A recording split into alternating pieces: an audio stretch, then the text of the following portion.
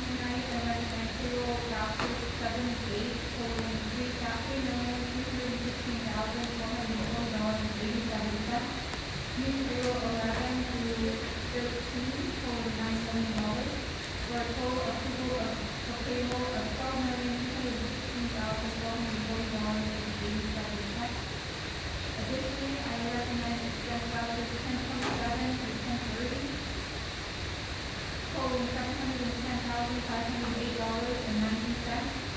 New expense vouchers for approval 1039 through 1046 totaling $16 million. For a grand total of $29,026,949.77. Thank you very much. I have a recommendation. Do I have a motion? So moved. Second. I have a motion and a second. Any discussion?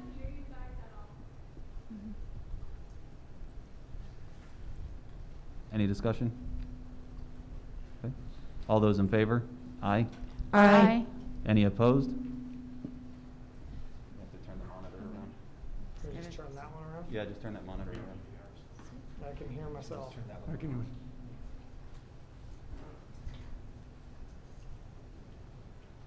Yeah.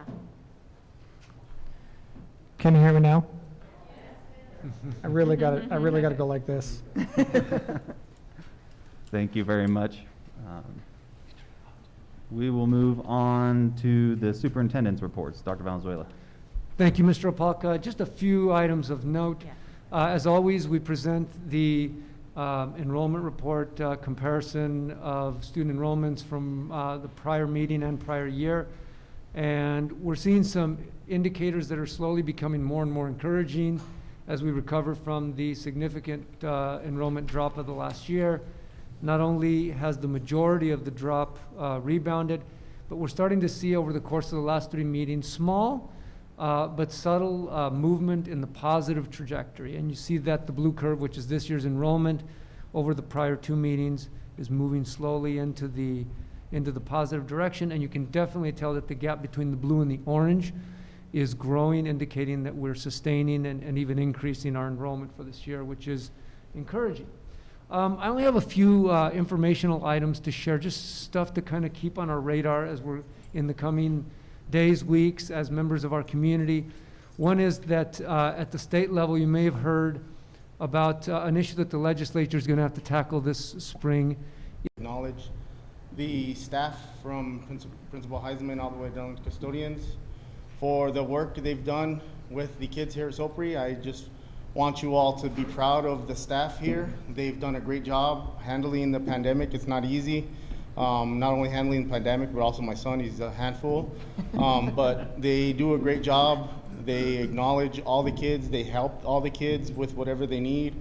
The kids all know all the teachers' names. The teachers know kids' names and they remember them from years past. And I want you to know that we're very proud of our little school here at the end of the county line. And I think you should be proud of the staff that you have here.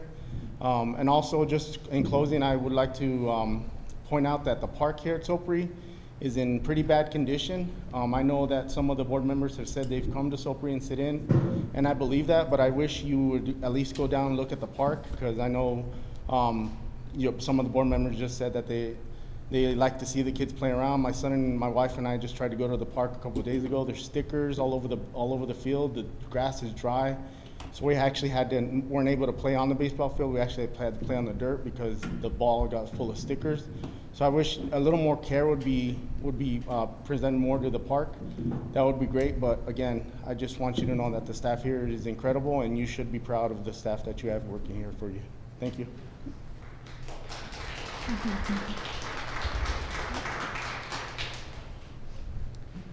Heather Alvarez.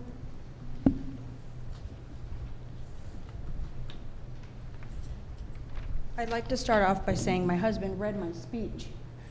So it might sound like a lot of the same stuff, so he cheated. I didn't cheat. Good evening, Dr. Valenzuela, Mr. Bonner, Mr. Downs, and members of the board. My name is Heather Alvarez, and I am the Sopri parent representative for the Roadback meetings, and most importantly, a proud third grade parent of a Sopri Cougar. I would like to welcome you to Sopri. Thank you very much. I have a recommendation. Do I have a motion? So moved. Second. I have a motion and a second. Any discussion?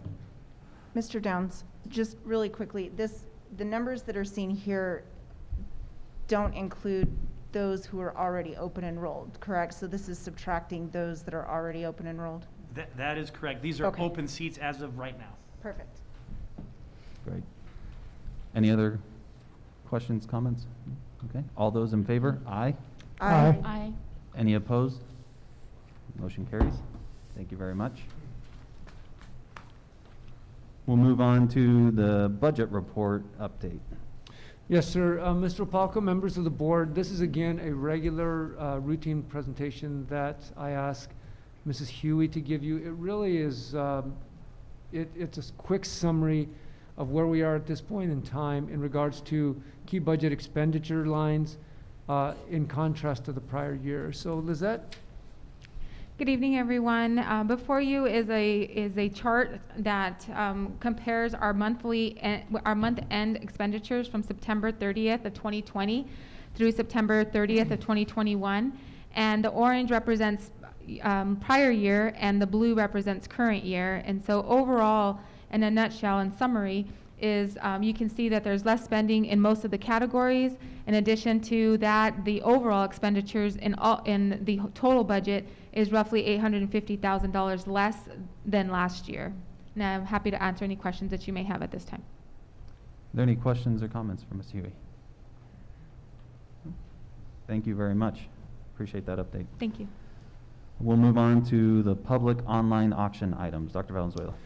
Yes, sir. Once again, a list that seems to mostly be comprised of very, very old technology and some furniture and equipment that I would recommend you designate as suitable for public auction as allowed under state administrative rule.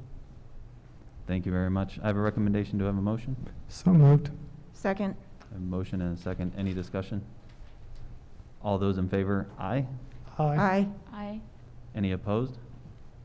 Thank you very much. The motion carries. We'll move on to the fiscal year 21 bonds and override spending report revised. Yes, sir. President Opalka, members of the board and public, this is an annual requirement. We are very blessed in this community to have multiple local investments by our community for capital, for programmatic reasons, for operational reasons, and also bonds, including buildings. And we're required to provide an update. This is not an action item. I've asked Mrs. Huey to provide you with an update. My only observations are, as you'll see, the bond project, the current bond project, are almost at completion. And on the maintenance and operations side, we conveyed to the community that there would be specific programmatic objectives, things like things that we believe, I think, as a board and as a community constitute a quality education, things like the importance of fine arts, band, orchestra, choral music, programs, award-winning programs like JROTC, the value of workforce and economic and 21st century learning programs like career and technical education, and the life skills taught